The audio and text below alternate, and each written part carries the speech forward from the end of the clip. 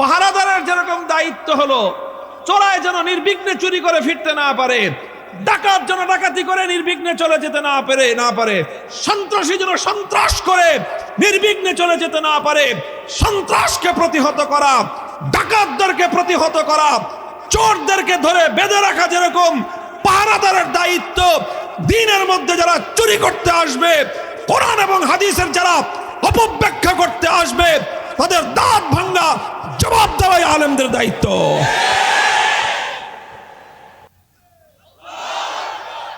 এই দায়িত্ব আর কেউ দেয় নাই, স্বয়ং আল্লাহ এবং তার রাসূল দিয়েছেন। বলবেন হুজুরদেরকে চাকরি দিল কে দিছে? মনে রাখেন, যারা আলেম হয় দুনিয়ার কোন সরকারের চাকরি তারা করে না, তারা সরাসরি আমার আল্লাহর চাকরি করে, তারা বড় সরকারের চাকরি করে। দুনিয়ার সরকারের চাকরিজীবীরা সরকারের আইন লঙ্ঘন হলে সেই আইন রক্ষা করা তাদের জিম্মাদারি। আল্লাহর চাকরি যারা করে, যে আলেমরা, তাদের সামনে আল্লাহর দ্বীনের কোন বিধান লঙ্ঘিত হলে সেটাকে প্রতিহত করা আলেমদের জিম্মাদারি।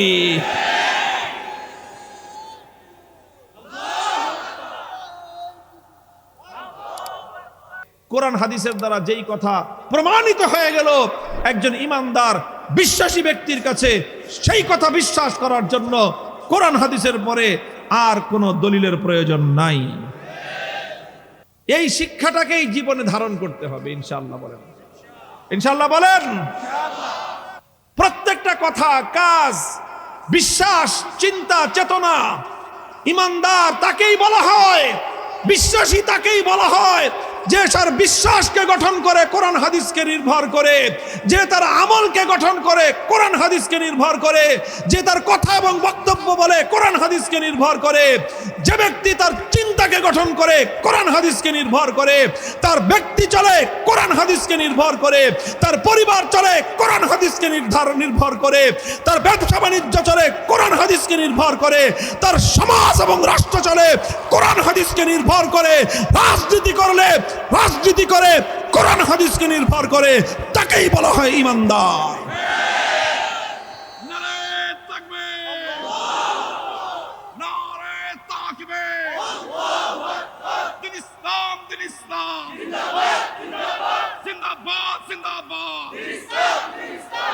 আল্লাহ পাক রব্বুল আলামিন আমাদের জীবনের প্রতিটি কথা, বার্তা, কাজ, কর্ম, অ্যাক্টিভিটি সব কিছুর মানদণ্ড হলো কোরআন সুন্নাহ। সবকিছুর মানদণ্ড কি ভাই? এগুলো আবেগের কথা না, এটাই হলো চূড়ান্ত কথা। আল্লাহ রাসূল সাল্লাল্লাহু আলাইহি ওয়াসাল্লাম একটা ভবিষ্যৎবাণী করেছেন, ইয়াহমিলু হাযাল ইলমা মিন কুল্লি খালাফিন উদুলুহু ইয়ানফুনা আনহু তাহরিফাল গালিন ওয়া ইনতিহালাল মুবতিলিন ওয়া তাবিলাল জাহিলিন। আল্লাহর নবী বলেছেন, আমার উম্মতের মধ্যে প্রত্যেক যুগে এমন কিছু মানুষ এই এলেম মানে কোরআন হাদিসের এলেম, এই এলেমকে এমন কিছু মানুষ প্রত্যেক যুগে ধারণ করবে, এই এলেম এমন কিছু মানুষ এই এলেমকে ধারণ করবে যারা ইয়ানফুনা আনহু তাহরিফাল গালিন, ইসলামের মধ্যে যারা মন গড়া নতুন কিছু আবিষ্কার করতে চায়, সেই মন গড়া মতবাদকে তারা প্রতিরোধ করবে। ওয়ান্তিহালাল মুবতিলিন, বাতিলপন্থীরা নিজেদের মন গড়া মতবাদকে আল্লাহর কোরআন এবং নবীর হাদিসের দ্বারা অবাঞ্ছিতভাবে প্রমাণ করার চেষ্টা করবে, আলেমরা সেই চেষ্টাকেও প্রতিহত করে দিবে। ওয়া তাবিলাল জাহিলিন, কিছু মূর্খের দল, তারা আল্লাহর কোরআন এবং হাদিসের অপব্যাখ্যার মাধ্যমে তাদের মূর্খতার কথাগুলিকে মুসলমানদের মধ্যে চালায় দেওয়ার চেষ্টা করবে, কিন্তু উলামায়ে কেরাম সেই অপচেষ্টাকেও প্রতিহত করবে। এটা আল্লাহর নবী বলেছেন। মূর্খের দল মূর্খতাপূর্ণ কিছু কথা সমাজের মধ্যে চালায় দেওয়ার চেষ্টা করবে, আর এই অপচেষ্টার বাস্তবায়নের জন্য তারা কোরআন এবং হাদিসকে অপব্যবহার করার চেষ্টা করবে। এর ছোট্ট একটা দৃষ্টান্ত দেই। কিছু মানুষ আছে এখনো আছে, কিছুদিন আগে আরো বেশি ছিল। বলতো কোরআনে কারীমের আয়াতের দ্বারা লাকুম দীনুকুম ওয়ালিয়া দিন, বলতো যে আল্লাহ পাক নাকি কোরআনের মধ্যে ধর্মনিরপেক্ষতার কথা বলেছে। নাউজুবিল্লাহ পড়েন একবার জোর করে। এটা হলো চরম মূর্খতাপূর্ণ একটা কথা। কোরআন নাজিল হয়েছে ঈমান এবং ইসলামকে প্রতিষ্ঠিত করার জন্য। ধর্মনিরপেক্ষ মতবাদ চূড়ান্তভাবে কোরআন বিরোধী একটা মতবাদ, ইসলাম বিরোধী একটা মতবাদ। সেই মতবাদটাকে কোরআনের আয়াতের অপব্যাখ্যার মাধ্যমে, ভুল ব্যাখ্যার মাধ্যমে উপস্থাপিত করার অপচেষ্টা চালানো হয়েছে। আল্লাহ নবী বলেছেন এই রকম অপচেষ্টা যখনই কেউ করবে তো উম্মতের আলেম সমাজ তাদের দাঁত ভাঙ্গা জবাব দেওয়ার জন্য প্রস্তুত হয়ে যাবে। যারাই ইসলামের নামে ভুল কোনো ব্যাখ্যা দেয়, ভুল কোনো কথা মানুষের মধ্যে প্রতিষ্ঠিত করার চেষ্টা করে, প্রচার করার চেষ্টা করে, সর্বযুগেই এটা আলেমদের দায়িত্ব যে আলেমরা তখন সেই বাতিল মতবাদকে প্রতিহত করবে। অনেক মানুষ মনে করে যে হুজুররা খালি আরেকজনের বিরুদ্ধে বলে, হুজুররা খামাখাই কাদিয়ানীদের বিরুদ্ধে কথা বলে, বলার দরকার কি? হুজুররা নিজেকে কাজ নিজেরা করবে, কাদিয়ানীদের বিরুদ্ধে বলার দরকারটা কি? নাউজুবিল্লাহ বলেন। হুজুররা অমুক বাতিল মতবাদের বিরুদ্ধে কথা বলে, বলার দরকারটা কি? নিজের কাজ নিজে করলেই তো হয়। হয় ভাই, নিজের কাজ কোনটা? এটাই তো হুজুরদের নিজেদের কাজ। বাতিল মতবাদকে খণ্ডন করাই এটাই হুজুরদের কাজ। এই কাজ যদি হুজুররা না করতে পারে তো আল্লাহ এবং তার রাসূলের কাছে হুজুররা জবাব দিয়ে পার পাবে না। আপনি রাস্তায় রাখছেন নাইট গার্ড, রাস্তায় রাখছেন কি নাইট গার্ড, পাহারাদার। হ্যাঁ, চোর আইছে চুরি করতে, আর নাইট গার্ড গিয়ে তার সাথে গন্ডগোল লাগাইছে। এখন আপনি যা করবেন নাকি, এই বেটা তুই তোর কাম কাজ কর, তুই তোর কাম কাজ কর, তুই গন্ডগোল করস কে? হ্যাঁ, আপনি যদি পাহারাদার রেখেন যে তুই তোর কাম কর, তুই ওর সাথে গন্ডগোল করস কেন? এটা হইলো কথা? আমি পাহারাদারের কামটা কি? চোর আসলে চোরের সাথে গন্ডগোল করাই তো আর কাজ। চোরাই আসছেন, চোরের সাথে গন্ডগোল করবে না? ডাকাত আসছে, ডাকাতির সাথে পাহারাদার মারামারি করবে না?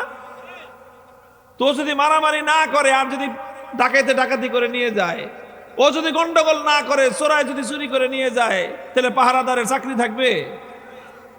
তো বেটা তরে পাহারাদার রাখছি, তো চোরা আসলে গন্ডগোল করবি, মানুষের চিৎকার দিয়ে মানুষের ঘুম ভাঙাবি, চোরারে ধরবি, মারামারি করবি, যা করতে হয় তুই করবি, বাইন্দা থুইবি। তারপরে আমরা এসে দেখবো যে কি করতে হয়, চোরাই যেন চুরি করে পার না পাইতে পারে। এটার জন্যই তো পাহারাদার।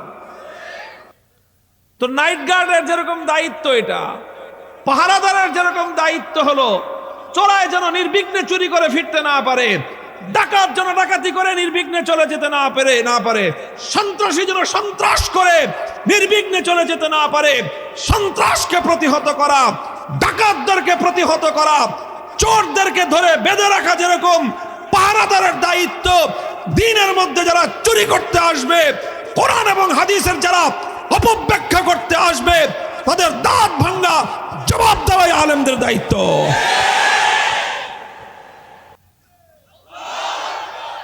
এই দায়িত্ব আর কেউ দেয় নাই, স্বয়ং আল্লাহ এবং তার রাসূল দিয়েছেন। বলবেন হুজুরদেরকে চাকরি দিল কে? কে দিছে? আল্লাহ এবং তার রাসূল হুজুরদেরকে চাকরি দিয়েছেন। ঘটনায় ঘটনা মনে এবং কথায় কথা মনে পড়ে যায়। আমাদের এক পূর্বপুরুষ, আমাদের দাদা ওস্তাদ, আমার দাদা ওস্তাদ, খাস দাদা ওস্তাদ, আমার বাবা যার কাছে, যার হাতে গড়ে মানুষ হয়েছেন, 40 বছর আমার বাবাকে যিনি ছোট্ট শিশু থেকে শাইখুল হাদিস বানাইছেন। একেবারে 6 বছরের একটা শিশু, নাম ছিল আয়াতুল হক, সেই শিশুটার নাম বানাইছেন আজিজুল হক, নাম পরিবর্তন করে সেই আজিজুল হককে মক্তব থেকে নিয়ে শেষ পর্যন্ত পড়ায়ে শাইখুল হাদিস বানায়ে বুখারী শরীফের বাঙ্গানুবাদক বানায় দিয়েছেন। সেই ওস্তাদের নাম হলো শামসুল হক ফরিদপুরি রহমতুল্লাহ আলাইহি। কিভাবে একটা মানুষকে, সাধারণ একটা মানুষকে সোনার মানুষ বানাইতে হয়, এই বর্তমান যুগে এর চেয়ে উজ্জ্বল কোনো দৃষ্টান্ত আমার জানা নেই। সেই শামসুল হক ফরিদপুরি রহমতুল্লাহ আলাইহির যুগের একটা ঘটনা। তখন এই তো পাকিস্তান আমল, সেটা পাকিস্তান আমলের একজন দোর্দণ্ড প্রতাপশালী একজন শাসক ছিল। সবচেয়ে প্রভাবশালী শাসক পাকিস্তান আমলে কে ছিল বলতে পারবেন নাম? আইয়ুব খান। কি নাম? ওই সময় কথাই প্রচলিত ছিল, মুজিবের ভাষণ, আইয়ুবের শাসন। সাংঘাতিক, আমরা তো দেখি নাই, শুনছি খালি কথা। তুই আইয়ুব খান একটা আইন পাশ করলো, ফ্যামিলি প্ল্যানিং ল, মুসলিম পারিবারিক আইন। সেই আইন সংশোধন করে, পরিবর্তন করে আল্লাহর কোরআনের বিরুদ্ধে এক দুইটা ধারা সেই আইনের মধ্যে সে সংযুক্ত করলো আইয়ুব খান। যেই নাকি সে এই কাজ করলো, তো আলেম ওলামারা, আইয়ুব খান আবার মার্শাল ল জারি করেছিল, সামরিক শাসন জারি করছিল, এটা জানেন? সে ছিল field marshal Ayub Khan. Martial ল জারি করে তারপরে সে কোরআনের বিরুদ্ধে আইন সংশোধন করতে গেছে, কোরআনের বিরুদ্ধে আইন পাশ করতে গেছে। শামসুল হক ফরিদপুরি রহমতুল্লাহ আলাই, তিনি তার যত সাগরিদ আছে, ছাত্র আছে, ভক্ত আছে, যত দেশের জনগণ আছে, তাদেরকে নিয়ে আইয়ুব খানের বিরুদ্ধে তীব্র আন্দোলন এবং প্রতিবাদ গড়ে তুললেন। বললেন যে আমরা বেঁচে থাকতে ইসলাম বিরোধী, কোরআন বিরোধী আইন এই দেশে কার্যকর হতে দিব না। তিনি যখন এই হুঙ্কার দিলেন, তখন পাকিস্তানের তো তখন দুই পাকিস্তান, পূর্ব পাকিস্তান আর পশ্চিম পাকিস্তান, এই পুরা উভয় পাকিস্তান মিলে হলো প্রেসিডেন্ট হলো আইয়ুব খান। আর এই পূর্ব পাকিস্তানের গভর্নর ছিল একজন। তো সেই গভর্নর আইয়ুব খানের পক্ষ থেকে, এবং গভর্নরের যারা বড় বড় সরকারি কর্মকর্তা, তারা শামসুল হক ফরিদপুরি রহমতুল্লাহ আলাইহির সাথে আলোচনায় বসছে। বৈশা বলতেছে, হুজুর বুঝেন তো, আমরা একটা সরকারের চাকরি করি। আমরা কি করি? সরকারের চাকরি করি। আপনি যদি সরকারের বিরুদ্ধে কাম করেন, তা আমরা যেহেতু সরকারের চাকরি করি, কাজে আমাদের তো কিছু বাধ্যবাধকতা আছে। তখন তো সরকারের আইন আমাদের মান্য করতে হয়। মানে অর্থাৎ একটু হালকাভাবে হুজুরকে হুমকি দিতে চায়, বুঝেন নাই? অনেক সময় আমাদের সাথে এসে পুলিশরা কয় যে, হুজুর বুঝেন তো, আমি পুলিশের চাকরি করি, এখন আপনার বিরুদ্ধে ওয়ারেন্ট হয়েছে, তো মানে কি, মানে আপনার ধরনের অ্যারেস্ট করতে হবে। এই কথাটা কয় না, সোজা পেঁচাইতে থাকে। কিন্তু কথা তো এইটাই। তো হুজুরকে ওই কথা বলতেছে যে, হুজুর বুঝেন তো, আমরা সরকারি চাকরি করি, এখন সরকারের আইন যেহেতু আপনি অমান্য করতেছেন, সরকারের আইন অমান্য করলে তো এখন আমাদের তো আপনার বিরুদ্ধে ব্যবস্থা নিতে হয়, আমরা তো ব্যবস্থা না নিয়ে পারবো না। এই কথা বলছে। সঙ্গে সঙ্গে হুজুর কয়, গভর্নর সাহেব খুব ভালো কথা কইছেন, আপনারা সরকারের চাকরি করেন, সরকারের আইন যদি আপনার সামনে অমান্য হয়, তাহলে আপনি অ্যাকশন নিতে বাধ্য, আপনি অ্যাকশনে যেতে বাধ্য। খুব সুন্দর কথাটা বলছেন। এই কথার ভিত্তিতে আমার একটা কথা শুনেন, আপনারা যেরকম এক সরকারের চাকরি করেন, আমরাও একটা বড় সরকারের চাকরি করি। আপনার সরকারের আইন অমান্য হলে আপনি যেরকম অ্যাকশনে যান, আলেম সমাজ যেই সরকারের চাকরি করে, সেই সরকারের কোন আইনের উপরে যখন আপনারা হাত তুলবেন, আপনাদের বিরুদ্ধে অ্যাকশনে যাবো, সেই মহান সরকারের চাকরি যারা করে, সেই আলেমদের দায়িত্ব।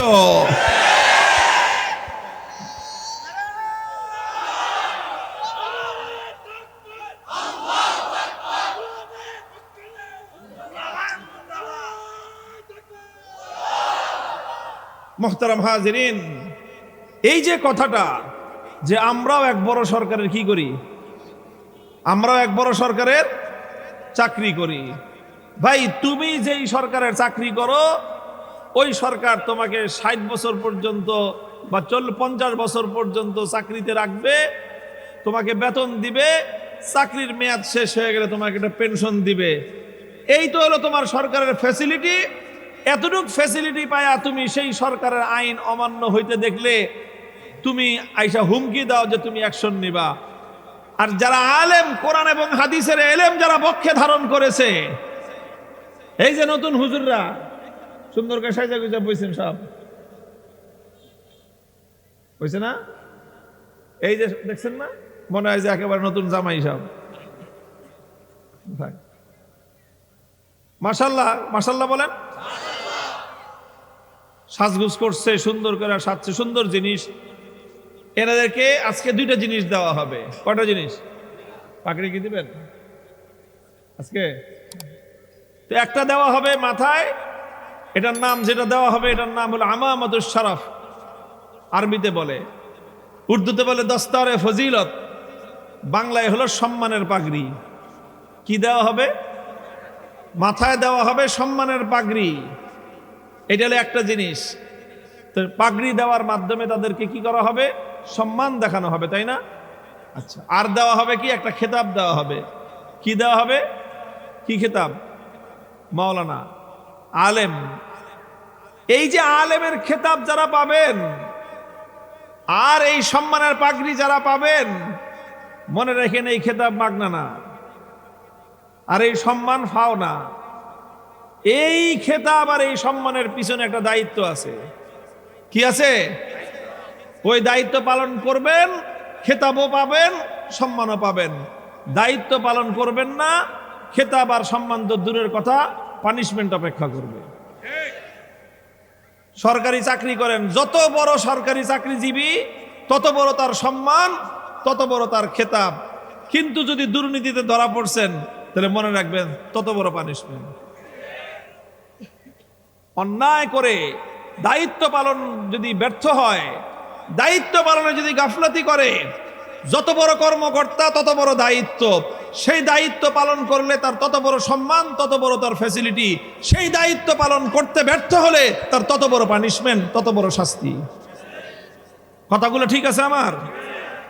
যত বড় দায়িত্ব তত বড় সম্মান, তত বেশি ফ্যাসিলিটি। সেই দায়িত্ব পালন করতে পারলে তত বড় প্রমোশন। সেই দায়িত্ব পালন করতে ব্যর্থ হলে তত বড় পানিশমেন্ট। কথাটা ঠিক?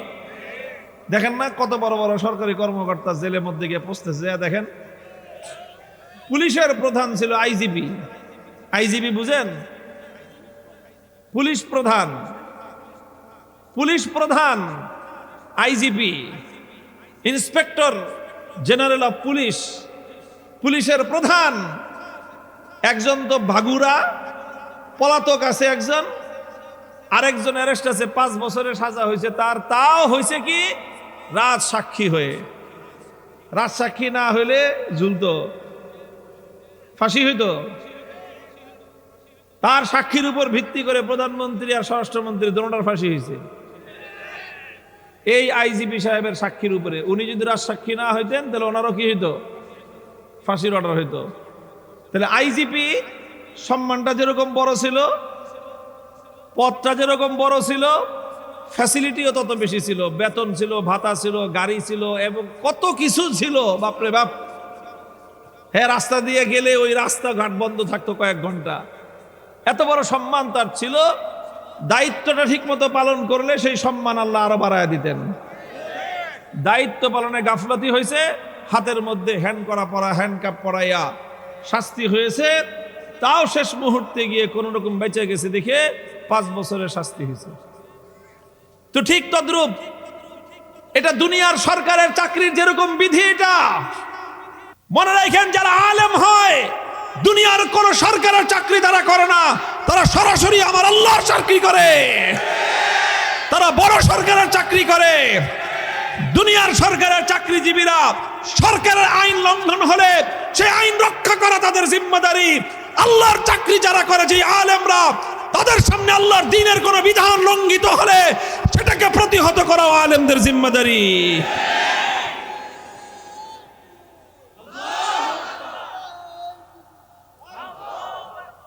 মুহতারাম হাজিরিন, বলতেছিলাম এই জন্য অনেক সময় অনেক মানুষ আলেম ওলামাদের প্রতি বিরক্ত হয় যে হুজুরদের কাম নাই খায়া খালি আরেকজনের বিরুদ্ধে, কাদিয়ানীদের বিরুদ্ধে, অমুকের বিরুদ্ধে, তমুকের বিরুদ্ধে কথা বলে। আরে ভাই, হুজুররা তো হলো পাহারাদারির চাকরি করে আল্লাহর পক্ষ থেকে। তো পাহারাদারের চাকরি করতে হলে গঞ্জাম করতেই হবে। আল্লাহ পাক বুঝবার তৌফিক দান করেন। এটা শুধু আমরা করি তা নয়, আর আমাদের বাপ দাদারা করছেন শুধু তা নয়, শামসুল হক ফরিদপুরি রহমতুল্লাহ আলাইহি করছেন তা নয়, এটা সাহাবায়ে কেরামের যুগ থেকে প্রত্যেক যুগের হক্কানি আলেমরা সেটা করে গেছেন। ইমাম বুখারী রহমতুল্লাহ আলাইহি সেটাই করেছেন। ইমাম বুখারী রহমতুল্লাহ আলাইহি তার কিতাবের সর্বশেষ যে অধ্যায় আজকে আমরা পাঠ করব, সেই অধ্যায়ের মূল মেসেজটা উম্মতের জন্য বার্তা হলো এটাই, যে একটা বাতিল মতবাদের খণ্ডন করেছেন ইমাম বুখারী। কি বাতিল মতবাদ? দুনিয়ার কিছু মানুষ এমন আছে যাদের চিন্তা ভাবনা হলো যে যা কিছু বুঝি না তা কিছু মানি না। এই কথাটা বুঝছেন আমার?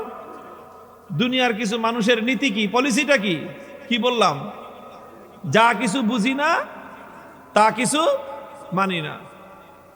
আছে কিছু মানুষ, আমাদের পুরান ঢাকায় বলে হ্যাকরা, কোথাও কোথাও বলে ঘাউরা। আপনারা কি বলেন? তেরা, ঘাউরা। এই হ্যাকরামি, তেরামি, ঘাউরামি, জৌরামি যা যা কোয়া পারে না। এই যে কিছু মানুষ আছে, আচ্ছা আপনারা বলেন তো আমার একটা কথা, কমন সেন্স আপনাদের কি বলে? দুনিয়ার এমন কোন মানুষ আছে যে সবকিছু বুঝে? দুনিয়ার প্রত্যেকটা মানুষেরই কিছু না কিছু লেকিং আছে, কিছু না কিছু দুর্বলতা আছে, আছে না নাই?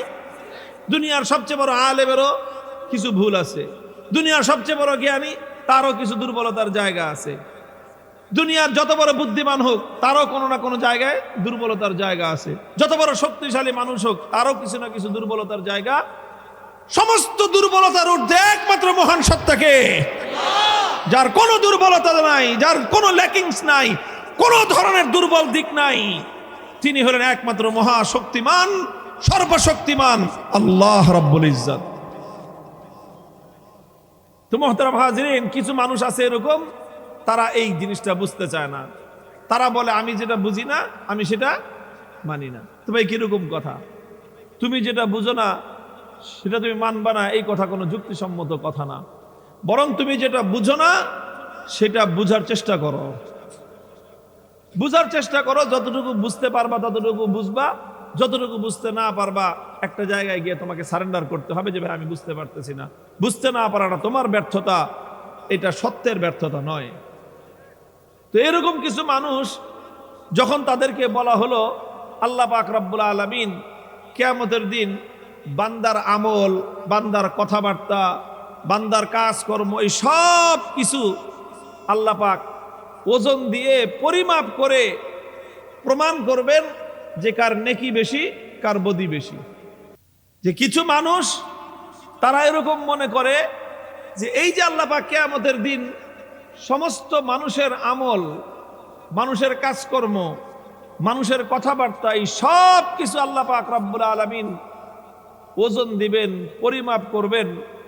পরিমাপ করার পরে ফাআম্মা মান সাকুলাত মাওয়াজিনুহু ফাহুয়া ফি ঈশাতির রাদিয়াহ ওয়া আম্মা মান খাফফাত মাওয়াজিনুহু ফাউম্মুহু হাবিয়াহ। যার নেকির পাল্লা হালকা হয়ে যাবে তার ঠিকানা হবে জাহান্নাম, যার নেকির পাল্লা ভারী হয়ে যাবে তার ঠিকানা হবে খোদার জান্নাত। এইভাবে আল্লাহ পাক ওজন দিয়ে মেপে নেকি এবং বদি প্রত্যেকটা মানুষকে দেখা দিবেন যে দেখো তোমার নেকি বেশি হয়েছে, তোমার বদি পাপ কম হয়েছে, কাজে তুমি জান্নাত পাবা। আর আরেকজনকে দেখায় দিবেন যে দেখো এই যে তোমার পাপ বেশি, তোমার পুণ্য কম, তোমার গুনাহ বেশি, সওয়াব কম, সুতরাং তুমি ফেল করছো, তোমাকে জাহান্নামে যাইতে হবে। এটা আল্লাহ পাক মেপে মেপে প্রত্যেকটা মানুষকে বুঝায় দিবেন। এটা আল্লাহর কথা, এটা ইসলামের কথা, এবং এটা ইসলামের একটা অকাট্য বিশ্বাস।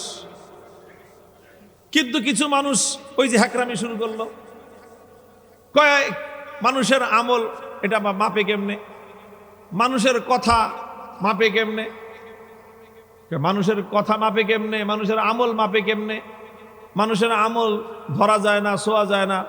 আপনি রোজা রাখছেন, সকালবেলা ঘুম থেকে ওইটা না খেয়ে রয়েছেন, সন্ধ্যাবেলা ইফতারি করছেন, এই তো রোজা নাকি?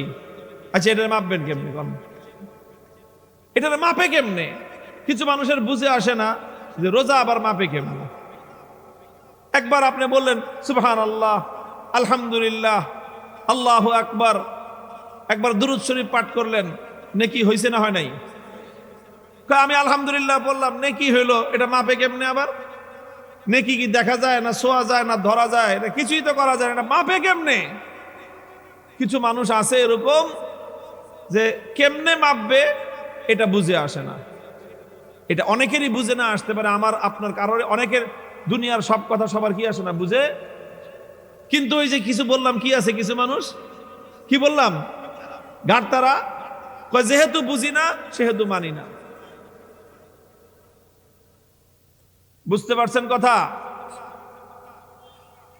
তো ইমাম বুখারী রহমতুল্লাহি আলাইহি এই ঘাটতারা মতবাদের রদ করেছেন, খণ্ডন করেছেন যে না, তোমরা যারা মানুষের আমল, মানুষের কথা, এটাকে যে আল্লাহ পাক ওজন দিবেন, মাপবেন, এই কথাকে যারা অস্বীকার করো, এটাকে যারা তোমরা অস্বীকার করো, তোমাদের এই অস্বীকার করার এই মতবাদটা সম্পূর্ণ ভুল এবং বাতিল মতবাদ। কেন বাতিল? কেন? প্রমাণ কি বাতিল? ইমাম বুখারী রাহমাতুল্লাহি আলাইহি দুইটা প্রমাণ পেশ করেছেন। কয়টা প্রমাণ? জোরে বলেন, কয়টা প্রমাণ? দুইটা প্রমাণ পেশ করেছেন। দুইটা প্রমাণ কি কি? যুক্তি দিয়ে প্রমাণ দিয়েছেন নাকি? হ্যাঁ, আপনাদের কি ধারণা? ইমাম বুখারী যুক্তি, লজিক, তর্ক দিয়ে প্রমাণ দিয়েছেন না বিজ্ঞান দিয়ে প্রমাণ দিয়েছেন? না, ইমাম বুখারী বিজ্ঞান দিয়েও প্রমাণ দেন নাই, বৈজ্ঞানিক কোনো সূত্র দিয়েও প্রমাণ দেন নাই, কোনো লজিক অথবা যুক্তির প্রমাণ দিয়েও ইমাম বুখারী প্রমাণ দেন নাই। কেন যুক্তি দিয়ে প্রমাণ দেন নাই? কেন বৈজ্ঞানিক সূত্র দিয়ে প্রমাণ দেন নাই? কেন? কারণ এই যুক্তি এবং বৈজ্ঞানিক সূত্র এমন জিনিস যে এগুলার কোনো ঠিক ঠিকানা নাই। যুগে যুগে যুক্তি পরিবর্তন হইতে থাকে, বৈজ্ঞানিক মতবাদ এবং বৈজ্ঞানিক থিওরিও যুগে যুগে পরিবর্তন হতে থাকে। এই জন্য কেউ যদি যুক্তি এবং বিজ্ঞানের উপর নির্ভর করে কোনো বিশ্বাসকে স্থির করতে চায়, তাহলে তার সেই বিশ্বাস কোনোদিন স্থির থাকবে না, তার বিশ্বাস শুধু পরিবর্তন হতে থাকবে। এই জন্য ইসলাম মানুষকে যুক্তির পিছনে ছুটতে নিষেধ করেছে। যুক্তির পিছনে ছুটলে মানুষের পরিণাম কি হইতে পারে? শাইখুল হাদিস আল্লামা আজিজুল হক রহমতুল্লাহি আলাইহি একটা গল্প বলতেন। এক বেটা একটা গাধা বিক্রি করবে। কি বেচবে? তো সে, তার ছোট একটা পোলা আছে, বাপ বেটা দুইজনে মিলে গাধাটা নিয়ে বাজারে রওনা হয়েছে, গাধা বেচবে। তো গাধা যেহেতু একটা প্রাণী, মানুষের বাহন হিসাবে কাজ করে, তো বাপে গাধার পিঠে সওয়ার হয়েছে, আর ছোট পোলাটা গাধার পিছে পিছে হাইটে হাইটে আসতেছে, বাজারে ছুটছে। কিছু দূর পথ চলার পরে একদল মানুষের সাথে দেখা। এই মানুষগুলো তাকায় দেখে একজন আরেকজনের মন্তব্য করতেছে, দেখ দেখ দেখ কিরকম পাষণ্ড বাপ, বুড়া বেটা গাধার পিঠে সওয়ার হয়ে যেতেছে, আর ছোট্ট পোলাটা মানে হাঁটায় নিতেছে, একটু মায়া দয়া নেই। লোকটা বলল যে এই লোকগুলোর কথার মধ্যে কি আছে? যুক্তি আছে। সে নিজে নাইমা পোলারে কইল যে তুই গাধার পিঠে সওয়ার হয়ে যা, বাপে পিছে পিছে হাইটা যায়। কিছু দূর যাওয়ার পর 2 নম্বর আরেক দল লোকের সাথে দেখা। দেখ দেখ দেখ কত বড় বেয়াদবের বেয়াদব, বাপে হাইটা যায় আর পোলা বাপের সামনে গাধার পিঠে সওয়ার হয়ে যায়। লোকটা কইল এই কথার মধ্যেও কি আছে? যুক্তি আছে। এরপরে করলো কি, বাপ বেটা দোনোজন একসাথে গাধার পিঠে সওয়ার হলো। কিছু দূর যাওয়ার পরে 3 নম্বর আরেকটা গ্রুপের সাথে দেখা। দেখ দেখ দেখ দেখ কিরকম নির্দয় মানুষ, ছোট্ট একটা অবলা প্রাণী গাধা, বাপ বেটা দুইটা এরকম একটা ছোট গাধার উপরে সওয়ার হয়ে বসে। লোকটা বলে যে কথার মধ্যে তো কি আছে? যুক্তি আছে। এখন বাপেও নামছে, পোলায়ও নামছে, কয় চল বাবা, কারোরই গাধার পিঠে সওয়ার হওয়ার দরকার নাই, গাধাও হাইটা চলুক, আমিও হাইটা চলি, তুইও হাইটা চল।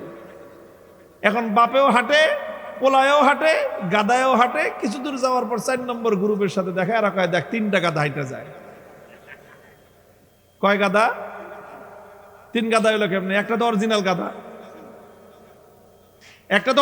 গাধা, আর বাকি 2টা তো মানুষ, কিন্তু ওই 2টা গাধা হইলো কেমনে?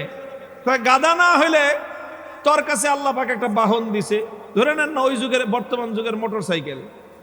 এখন মনে করেন আপনার দুইজন মানুষ একটা মোটর সাইকেল, তো এখন যদি মোটর সাইকেলটা ভালো আছে, ঠিক আছে, কোনো সমস্যা নাই, তেল আছে, সব ঠিক আছে, কিন্তু আপনি সারাদিন এই মোটর সাইকেল ঠেলে নিয়ে ঘুরে বেড়ান, পাবলিক আপনার কি করবো? কন গাদা ছাড়া আর কি করব? এই গাদা, তোর যদি মোটর সাইকেলই আছে তোর, আর মোটর সাইকেল তুই যখন রাস্তায় বের করছস তো ঠেলে না বেড়াস কি লিগা, তুই মোটর সাইকেল উঠোস না কেন? বলবে না?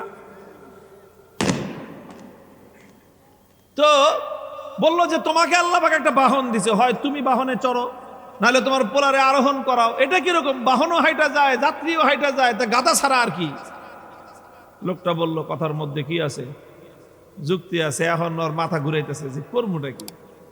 আমি একলা আরোহণ করলাম, হইলাম পাষণ্ড বাপ, পোলায় আরোহণ করলো হইল বেদ্যপ পোলা, দুইজন আরোহণ করলাম, দুইজন হইলাম নির্দয় মানুষ, দুজন নামলাম, শেষ পর্যন্ত হয়ে গেলাম গাদা। এখন সবগুলি কথার মধ্যে তো যুক্তি আছে, এখন করবেটা কি বলেন? আর কি করার আছে এই দুই লোকের? আর কোনো কিছু করার আছে? এখন কয় যে বিরক্ত হয়ে গেছে যুক্তির পিছনে পড়ে, শেষ পর্যন্ত সে করছে কি, গাদাটা সাথে থাকলেই সমস্যা। গাদা যদি সাথে না থাকে তাহলে মানুষের কিছু বলবে না, এই জন্য মানুষের কথার যুক্তির কথা থেকে বাঁচার জন্য গাদাটারে ছেড়ে দিছে। গাদাটারে যেই ছেড়ে দিছে, তো গাদা তো গাদাই, ও যখন মুক্তি পাইছে ও নাচতে নাচতে জঙ্গলে চলে গেছে। এখন বাপ বেটা বাড়ি থেকে রওনা করছিল, গাদা বিক্রি করবে, টাকা নিয়ে বাড়িতে ফিরবে, এই জন্য এখন তো গাদারা অর্ধেক রাস্তার মাঝখান দিয়ে ছেড়ে দিছে, মানুষের কথায় বিরক্ত হয়ে, যুক্তির পিছনে বিরক্ত হয়ে। এখন দুজন বাপ বেটা আস্তে আস্তে বাড়িতে আইছে। বাড়িওয়ালি অপেক্ষা করতেছে যে গাদা বেচে 10,000 টাকা নিয়ে আসবে, এটা নিয়ে তার বিশাল প্ল্যান।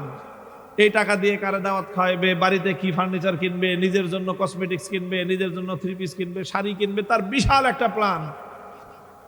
এখন বাপ বেটা বাড়িতে আসতে জিজ্ঞাসা করছে, গাদা কত বিক্রি করছো গো? কি কয়, কি বলবে কন? বাপে পোলার দিকে চায়, পোলা বাপের দিকে চায়, কয় কি ব্যাপার, ঘটনা কি? গাদা কত বেচছো কও না কে? এখন শেষ পর্যন্ত পোলায় কয়, বা মা গাদা তো বেশি নাই। কয় গাদা বেচস নাই তো গাদা কই?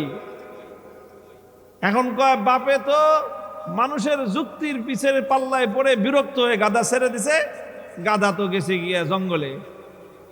এই কথা শুনেই তো এই বাড়িওয়ালির মাথায় খুন উঠে গেছে। বলে কি, 10,000 টাকার নামে গাদা, এটা তুই মানুষের কথার পিছনে পড়ে ছেড়ে দিলি? ঘরের ভিতর থেকে একটা ঝাঁটা ছিলেন, হ্যাঁ, ঝাড়ু নিয়ে আসছে একটা। আচ্ছা, বাপ বেটারে বলতেছে যে জঙ্গল থেকে গাধা খুঁজে নিয়ে আইসা বিক্রি করে টাকা নিয়ে বাড়িতে ফিরবা। এর আগ পর্যন্ত বাড়ির সামনে দেখলে ঝাঁটার বাড়ি একটা মাটিতে পড়বে না। ভাই, এটা হলো একটা গল্প, এটা হলো একটা উপমা।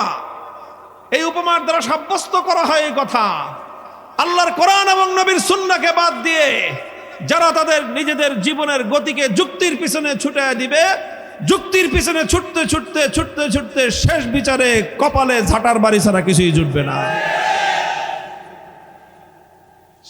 আপনি বলেন 4টা যুক্তি দিলাম, কোন যুক্তি আপনি খণ্ডন করবেন? করেন, বলেন। এই 4 যুক্তির মধ্যে, 4টা কথার মধ্যে যুক্তি আছে না নাই? তো সবটার মধ্যে তো যুক্তি আছে। শেষ পর্যন্ত আপনি যুক্তির পাল্লায় যদি পড়েন, শেষ পর্যন্ত ঈমান হারা হওয়া ছাড়া কোনো রাস্তা খোলা থাকে না। এই জন্য ইমাম বুখারী রাহমাতুল্লাহি আলাইহি উম্মতকে শিক্ষা দিচ্ছেন যে এই যে ইসলামের যে অকাট্য বিশ্বাস, যে ওজন, আল্লাহ আমলকে ওজন দিবেন, বান্দার কথাবার্তাকে আল্লাহ পাক ওজন দিবেন, এই কথা তুমি বিশ্বাস করে নাও, মেনে নাও। এই মানার জন্য কোনো যুক্তির দ্বারস্থ হও না, কোনো বৈজ্ঞানিক সূত্রকে তুমি এটার জন্য প্রমাণ হিসেবে ধরো না। কারণ তুমি যুক্তির পিছনে পড়বা, আজকে এক যুক্তি, কালকে আরেক যুক্তি, এখান থেকে আগাইবা 10 হাত আগে, ওখানে আরেক যুক্তি, তারপরে আগাইলে আরেক যুক্তি, ওখান থেকে আগাইবা আরেক যুক্তি। যুক্তির যেমন কোনো শেষ নাই, বৈজ্ঞানিক সূত্রেরও কোনো শেষ নাই। আজকে মানুষ বৈজ্ঞানিকভাবে একটা বিশ্বাস করে, 100 বছর আগে আরেকটা বিশ্বাস করত, 200 বছর আগে আরেকটা বিশ্বাস করত। এক সময় বৈজ্ঞানিকরা থিওরি দিয়েছিল হলিওসেন্ট্রিক থিওরি, আরেক সময় বৈজ্ঞানিকরা থিওরি দিয়েছে জিওসেন্ট্রিক থিওরি। এক সময় বলছে পৃথিবী ঘুরে না চন্দ্র ঘুরে, এরপরে আবার বলছে চন্দ্র ঘুরে না পৃথিবী ঘুরে, এরপরে আবার তাদের মতবাদ পাল্টায়, তারাই বলতেছে এখন চন্দ্র সূর্য সবই নাকি ঘুরে। কয়দিন পরে যে আবার কোনটা বলবে তার কোনো চূড়ান্ত কোনো ঠিক ঠিকানা নেই। কিন্তু একটা জিনিসের ঠিক আছে, 1400 বছর আগে যা ছিল, 400 বছর আগে যা ছিল, আজও তা আছে। 1400 বছর পরেও ঠিক থাকবে, 14,000 বছর পরেও ঠিক থাকবে। আল্লাহর কোরআন যা বলেছে, নবীর সুন্নাহ যা বলেছে, কোনদিন সেটা পরিবর্তন হয় না। লা তাবদীলা লিখালকিল্লাহি যালিকাদ দ্বীনুল কাইয়্যিম। আমার আল্লাহর কথার কোনো পরিবর্তন নাই।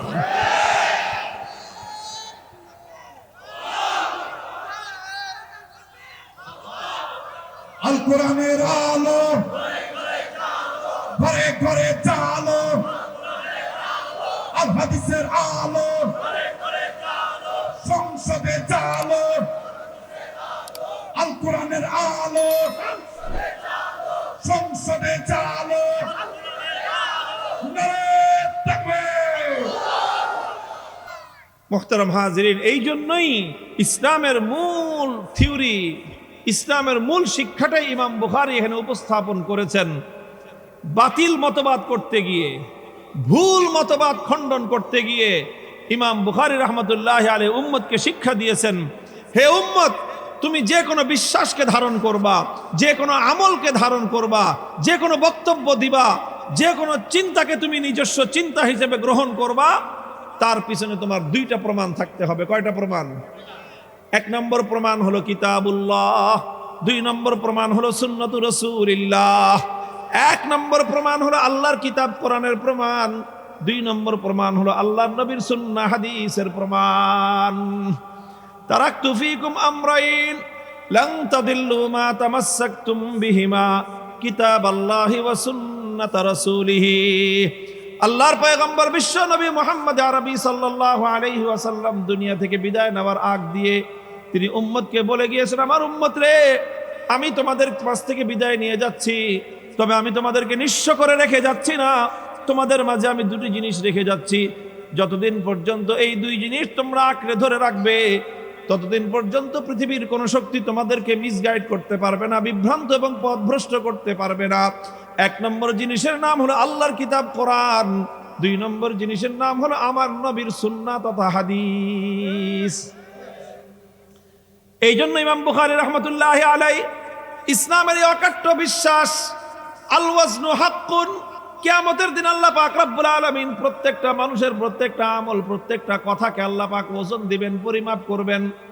এটার জন্য আল্লাহ পাক রব্বুল আলামিনের কথা থেকে, কোরআনের আয়াত থেকে ইমাম বুখারী প্রমাণ দিয়েছেন, বলেছেন বাবু কওলিল্লাহি তাআলা ওয়া নাদাউল মাওয়াজিনাল কিসতা লিয়াউমিল কিয়ামাতি ফালা তুযলামু নাফসুন শাইআ ওয়া ইন কানা মিসকালা হাববাতিন মিন খারদালিন আতাইনা বিহা ওয়া কাফা বিনা হাসিবিন।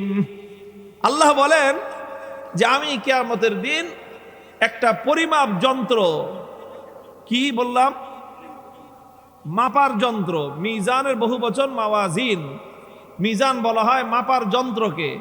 আগে মানুষ তর্জমা করতো দাড়িপাল্লা, কিন্তু আসলে দাড়িপাল্লা ছাড়াও বিভিন্ন জিনিস মাপার বিভিন্ন যন্ত্র আছে, আছে না নাই? রড মাপে, রড টনকে টন রড মাপে দাড়িপাল্লা দিয়া, কি দিয়া, হ্যাঁ, স্কেল দিয়ে, মিটার দিয়ে মাপে। আপনাদের দেশে কেরোসিন তেল মাপে কি দিয়া? দাড়িপাল্লা দিয়া। কি দিয়া? লিটার দিয়ে মাপে। কথা বলেন ঠিক না বেঠিক? এক এক জিনিস মাপার এক এক রকম যন্ত্র আছে, সব রকম মাপার যন্ত্রকে আরবিতে এক শব্দ দিয়ে বলে মিজান। আল্লাহর কোরআন বলতেছে ওয়া নাদাউল মাওয়াজিনাল কিসতা লিয়াউমিল কিয়ামাহ, কিয়ামতের দিন আল্লাহ বলতেছেন আমি বান্দার আমল পরিমাপ করার জন্য ইনসাফের পরিমাপ যন্ত্র সাব্যস্ত করব। ফালা তুযলামু নাফসুন শাইআ, ইনসাফের সাথে আমি পরিমাপ করব, সুতরাং কোনো মানুষ বিন্দু মাত্র অন্যায়ের শিকার হবে না। এমনকি কোনো মানুষের কোনো আমল যদি এত ক্ষুদ্রাতি ক্ষুদ্র হয় যে সরিষার দানা পরিমাণও যদি হয়, সরিষার দানা, চাল গম ডাল নয়, সরিষার দানা, সবচেয়ে ক্ষুদ্রতম দানা হলো সরিষার দানা, এত ছোট্ট কোনো আমল যদি হয়, নেকি হোক বদি হোক, আল্লাহ বলেন সেই ক্ষুদ্রাতি ক্ষুদ্র নেকি এবং বদি যেটাই হোক, সেটাকে আমি আল্লাহ উপস্থিত করব এবং পরিমাপ যন্ত্রের মধ্যে দিয়ে সেটাও মেপে দেখায় দিব যে তোমার এই আমলের এতটুকু গুনাহ হয়েছে, তোমার এই আমলের সরিষার দানা পরিমাণ গুনাহ, তোমার এই আমলটার সরিষার দানা পরিমাণ নেকি। আল্লাহ বলেন যে আমার কাছ থেকে একটা সরিষার দানা পরিমাণ নেকি বদিও ছুটবে না। আর এই বিশাল কর্মযজ্ঞ লক্ষ লক্ষ কোটি কোটি মানুষ আদম আলাইহিস সালাম থেকে কিয়ামত পর্যন্ত আসবে, প্রত্যেকটা মানুষের সারা জীবনের সকল আমল আল্লাহ পাক মাপবেন। এই বিশাল কর্মযজ্ঞের জন্য আল্লাহ বলেন যে আমার কোনো হেল্পারের দরকার নাই, সাহায্যকারীর দরকার নাই, কোনো ফেরেশতার দরকার নাই, কোনো মানুষের দরকার নাই, কোনো সহযোগীর দরকার নাই। এই সবগুলি কাজ করার জন্য আমি আল্লাহ একাই যথেষ্ট। কত বড় কুদরতের মালিক! কোরআনের আয়াতের দ্বারা ইমাম বুখারী প্রমাণ করে দিলেন যে আল্লাহ পাক রব্বুল আলামিন ইনসাফের সাথে একটা পরিমাপ যন্ত্র সাব্যস্ত করবেন। তাহলে মানুষের আমল যে ওজন দেওয়া হবে, এটা কোরআনের আয়াতের দ্বারা প্রমাণ হইল কি হইল না? এরপরে ইমাম বুখারী রাহমাতুল্লাহ আলাইহি প্রথম প্রমাণ কোরআনের আয়াতের দিয়ে দেওয়ার পর দ্বিতীয় প্রমাণ পেশ করতেছেন আল্লাহর নবীর হাদিসের দ্বারা। ওয়াবিসসানাদিল মুত্তাসিল মিন্না ইলাল ইমামিল বুখারী আন্নাহু ক্বাল حدثنا أحمد بن إشكاب قال حدثنا محمد بن فضيل عن عمارة بن القعقاع عن أبي زرعة عن أبي هريرة رضي الله تعالى عنه أنه قال قال رسول الله صلى الله عليه وسلم كلمتان حبيبتان إلى الرحمن خفيفتان على اللسان ثقيلتان في الميزان। আল্লাহ রাসূল বলেন যে দুইটা কথা দুনিয়াতে এমন আছে যেই দুইটা কথা সীমাহীন দয়ালু আল্লাহর নিকট অনেক প্রিয়।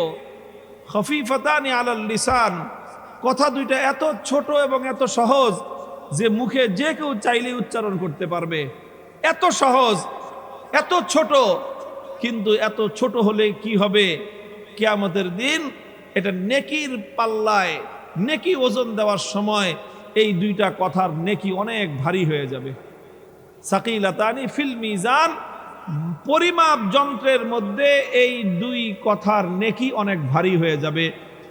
আল্লাহর নবীর হাদিসের দ্বারা মানুষের কথার মধ্যে যে ওজন আছে এবং সেটা যে মাপা হবে, প্রমাণ পাওয়া গেল কি গেল না? বাস কোরআনের আয়াতের দ্বারাও প্রমাণ পাওয়া গেল মাপা হবে, হাদিসের দ্বারাও প্রমাণ পাওয়া গেল মাপা হবে। দুইটা কথা কি? এক নম্বর কথা হলো সুবহানাল্লাহি ওয়া বিহামদিহি, বলেন এক নম্বর কথা সুবহানাল্লাহি ওয়া বিহামদিহি।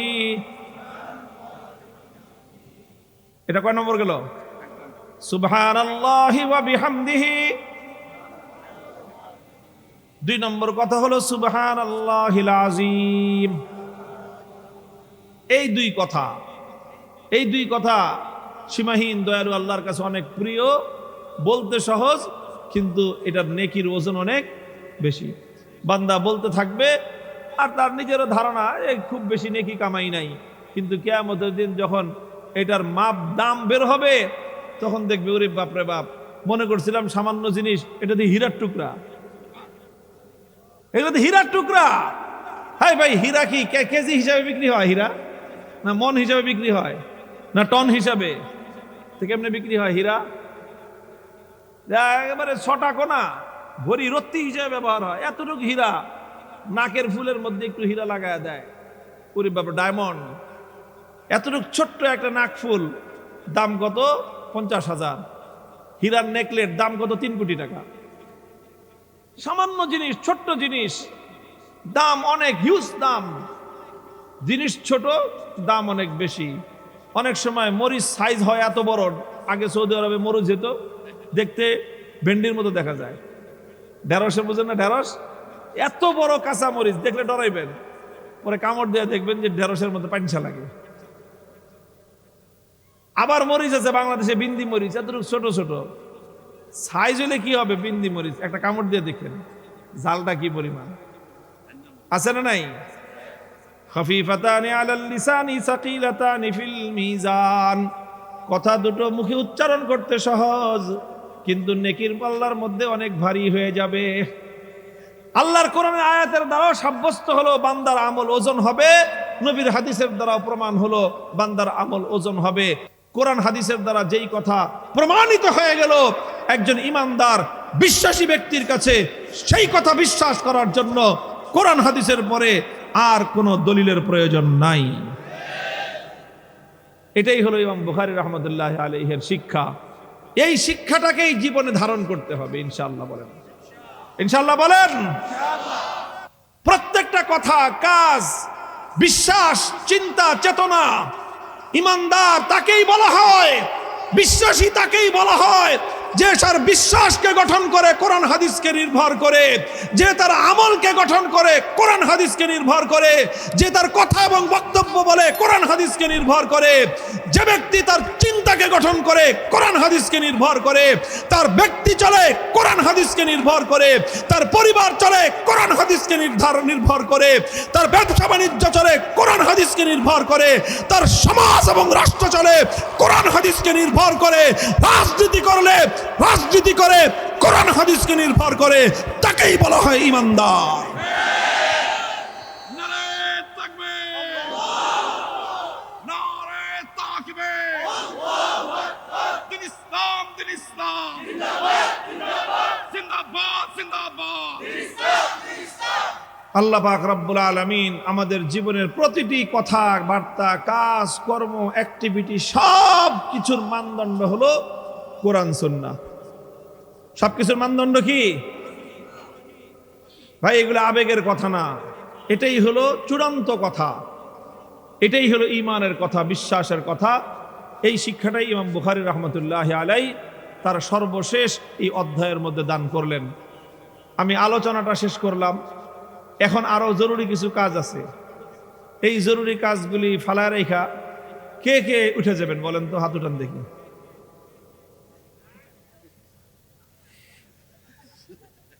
আর কেউ উঠবেন না? আর বেশি না, দুইটা কাজ করব এখন। যেই কথাগুলি আমি বললাম, এই দেখেন আপনাদের জামাইয়ের মতো সাইজা বসে রয়েছে যে সমস্ত আমাদের ছেলেরা। আরে আলহামদুলিল্লাহ বলেন না। এরা দীর্ঘ 1 যুগ পর্যন্ত কোরআন এবং হাদিসের ইলম অর্জন করেছে। সেই ইলম অর্জন করার পরে এখন সর্বশেষ আমরা বুখারী শরীফের 2 মিনিট লাগবে, এরা একটু বুখারী শরীফটা পড়বে, এরপরে হলো এদের মাথায় দস্তারে ফজিলত দেওয়া হবে, এরপরে আমরা দোয়া করব। সব মিলে অল্প কিছু সময় লাগবে। থাকবেন না চলে যাবেন? সবাই থাকবেন তো ইনশাল্লাহ? কেউ উঠবেন না তো মাঝখান থেকে? হ্যাঁ ইনশাল্লাহ।